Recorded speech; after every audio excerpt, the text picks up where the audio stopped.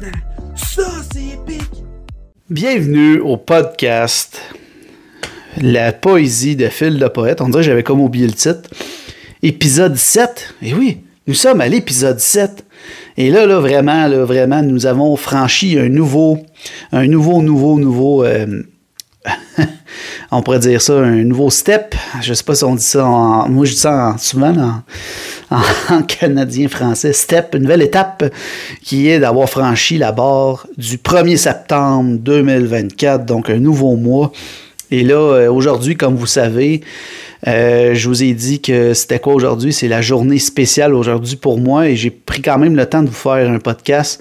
C'est la journée d'anniversaire à moi et ma femme aujourd'hui, donc ça fait 6 ans qu'on est ensemble et je voudrais juste corriger le 22 ans que j'avais dit de notre vie commune, ça faisait 21 ans. Donc, petite erreur. Donc, c'est en 2003 et non 2002. Une erreur de ma part, j'en suis désolé. Et même, j'ai dit à ma femme, elle me dit « Tu t'en souvenais pas? » J'ai dit « Non, c'est pas ça, c'est juste un an de différence. » Mais quand je vous ai dit aussi que c'était 2015 que je m'avais marié, c'est parce que dans ma tête, pourquoi j'avais mis 2015, c'est que j'attendais que ça faisait... Ben, dans le fond, j'attendais, non. J'ai fiancé ma femme beaucoup de temps avant. Disons, on va dire, je sais pas combien d'années avant, là. On va dire, je l'ai fiancé, je crois, c'était je vais à peu près, là, je pense en 2007, mais je suis pas sûr. Peut-être 2006 ou peut-être même 2005. En tout cas, peu importe, mais ça faisait longtemps que je l'avais fiancée. Donc, la bague de fiançailles, ça faisait longtemps qu'elle l'avait sur son doigt.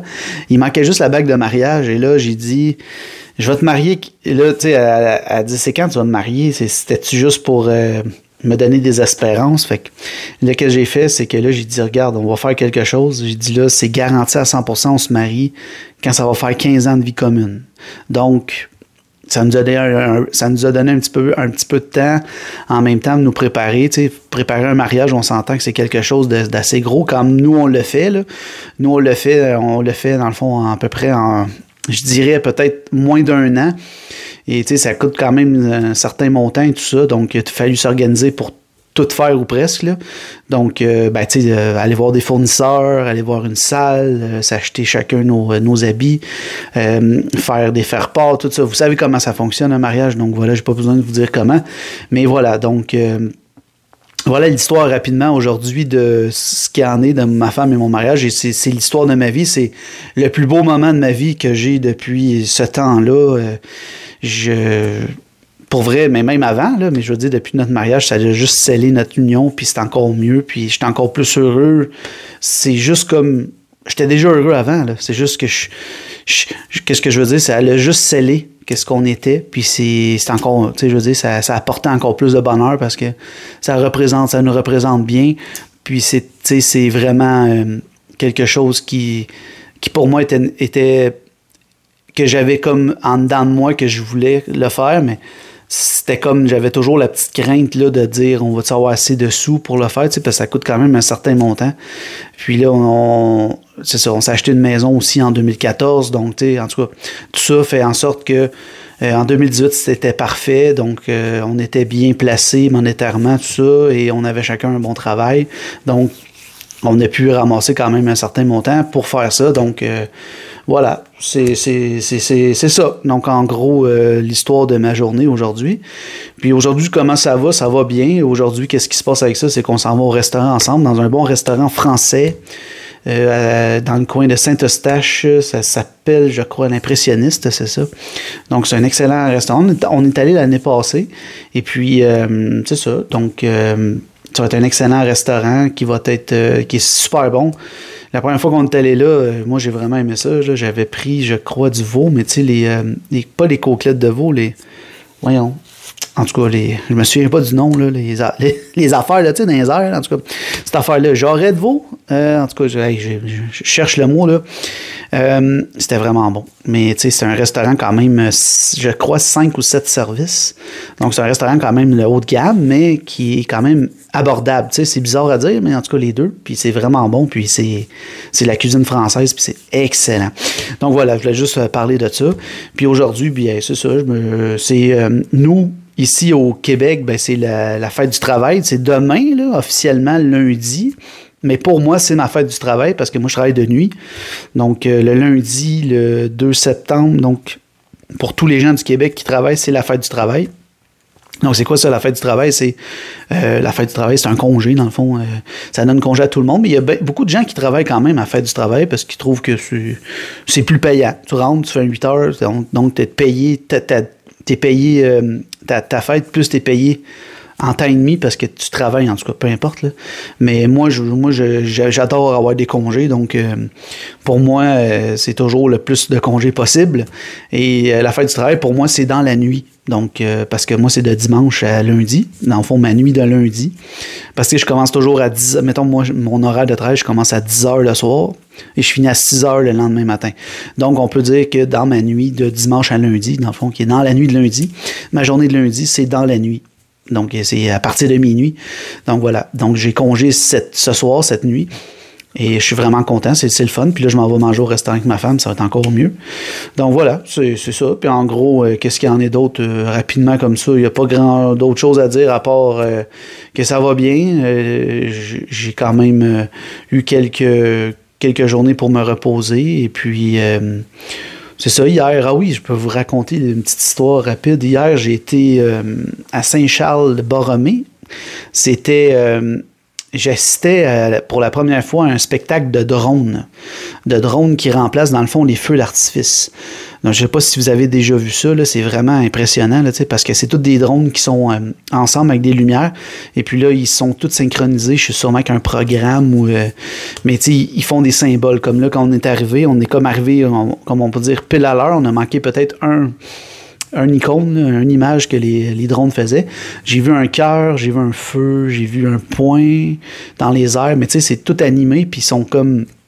Si vous savez pas c'est quoi je parle, allez chercher sur Internet, sur YouTube, parce que c'est ma meilleure place pour aller voir des vidéos, marquez spectacle de drone. Donc, c'est vraiment... Je crois que beaucoup de gens vont s'en aller vers ça. Beaucoup de villes et beaucoup d'événements vont faire ça maintenant parce que c'est plus écologique, parce que c'est pas des feux d'artifice là, qui éclatent dans les airs, mais moi, je suis un vieux de la vieille, comme on dit, puis j'adore toujours les feux d'artifice. Là. Je suis un maniaque de feux d'artifice, mais ça, c'était quand même impressionnant au début. Ça a duré à peu près, je vous dirais, 5 minutes. Et puis là, pendant les 2 minutes, parce que c'était supposé durer entre 12 et 15 minutes, le spectacle, et puis là, pendant les... Ben, c'est pas drôle, là. Pendant les 2 minutes, ça s'est vraiment pas bien passé, là. Les drones ont commencé à tomber un après l'autre.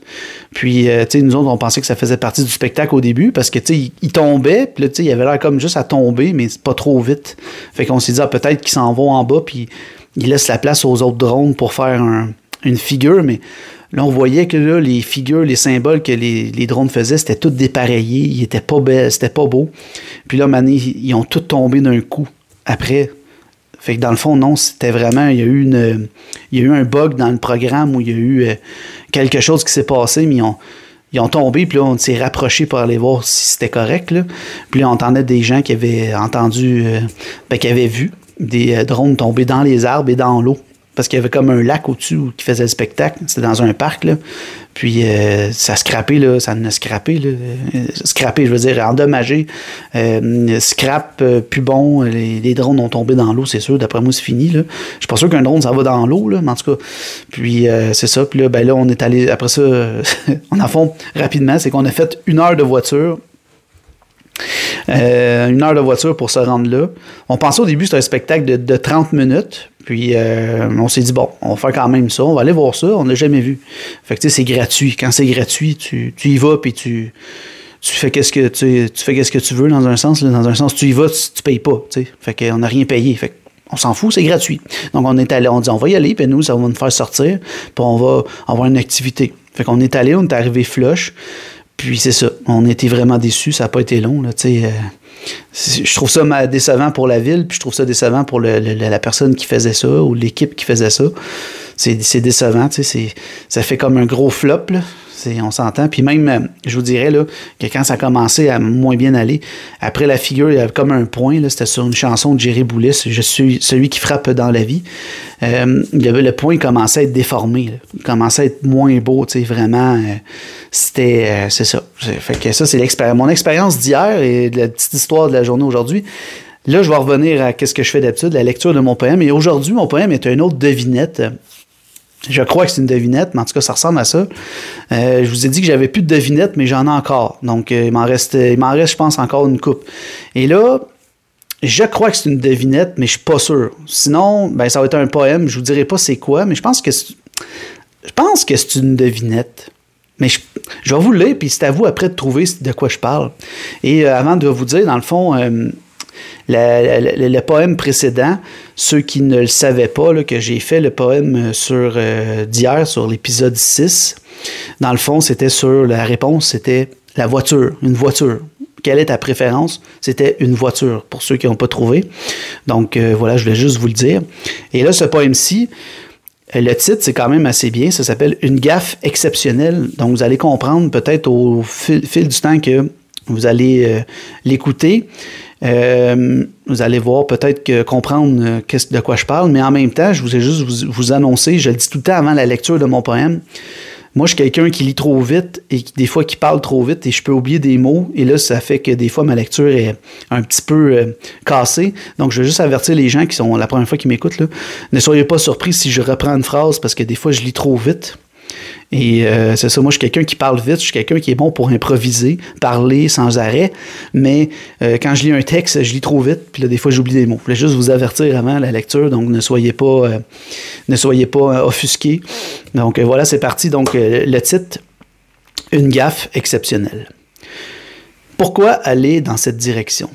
Pourtant, il est facile de l'éviter. Beaucoup vont faire croire à des illusions, mais parfois, nous y sommes trop connectés. Il est facile de les faire gonfler, souvent à cause d'un petit bout lisse, qui fréquemment n'est pas trop limité. Et on vous fait croire qu'ils vous remplissent. L'accès facile qu'ils vous fournissent vous laisse tomber dans ce piège, dont eux se nourrissent. Cela ressemble beaucoup à un mauvais sortilège. Mais dans tout cela, il y a vous sur le siège. Et seulement vous pouvez répliquer, en appliquant une protection, pour ne pas vous faire arnaquer. En plus, il suffit de ne pas embarquer dans cette facilité qu'il crée si fantastique. Alors à vous de ne rien risquer, et surtout de faire de bons diagnostics. C'est simple, le secret réside dans la logique. Être sûr de vouloir résister aux tentations, de ne pas trop surévaluer et d'y aller en modique. Finalement, de bien réfléchir au lieu d'écouter l'émotion. Donc, soyez vigilants, car une fois dedans, il n'est pas facile d'en sortir. Voilà. Je pense que juste la façon dont que je l'ai lu, et si vous avez bien entendu, la réponse est assez simple dans cette devinette.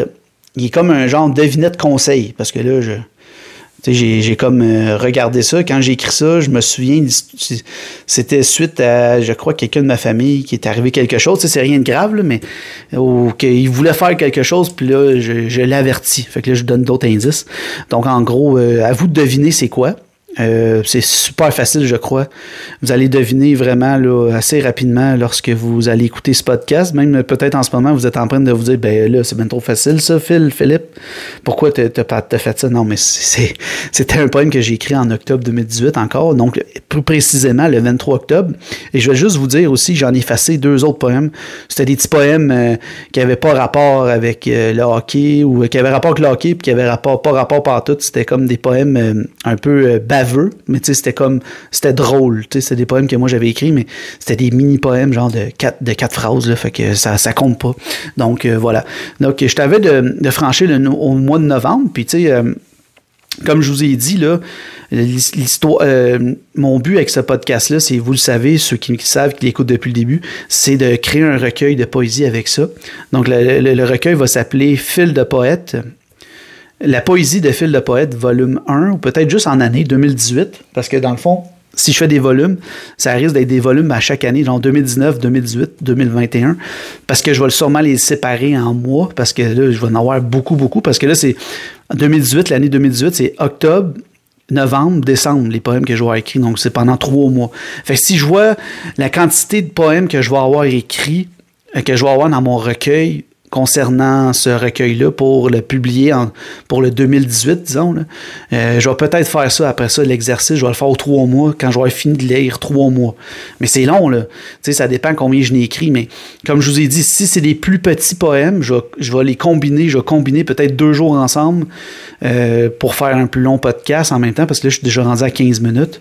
Donc, voilà. Je voulais juste vous annoncer ça. Puis n'oubliez pas, tu sais, c'est vraiment... Merci de m'écouter en passant. Là, vous êtes vraiment au rendez-vous. Il y a beaucoup de gens qui m'écoutent quand même. C'est surprenant. La seule chose que les gens ne font pas, c'est des likes. Liker mes publications, ça va m'aider à avoir plus de visibilité.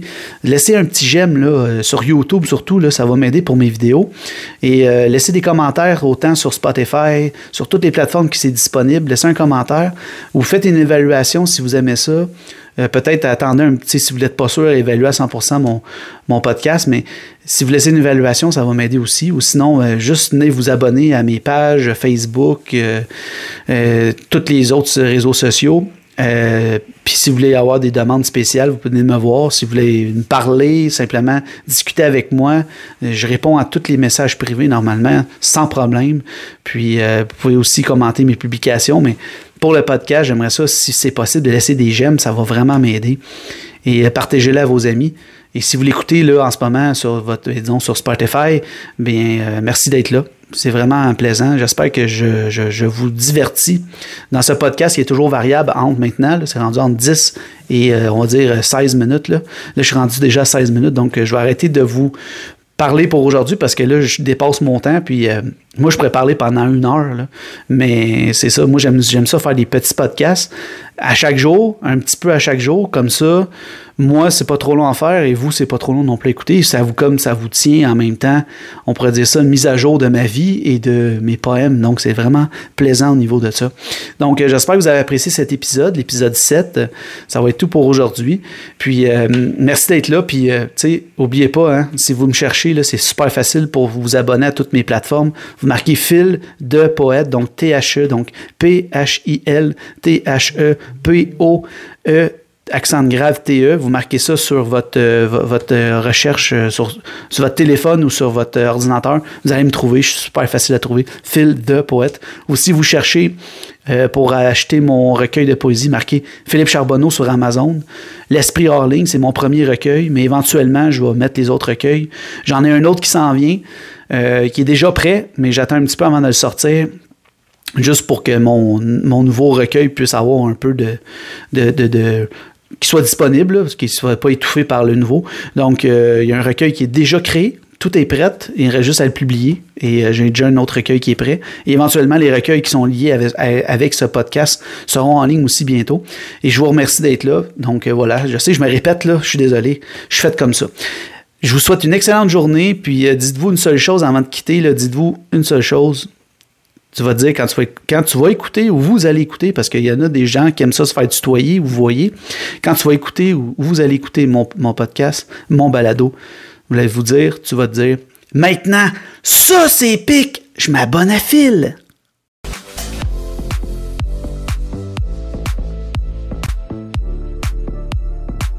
Maintenant, ça c'est épique.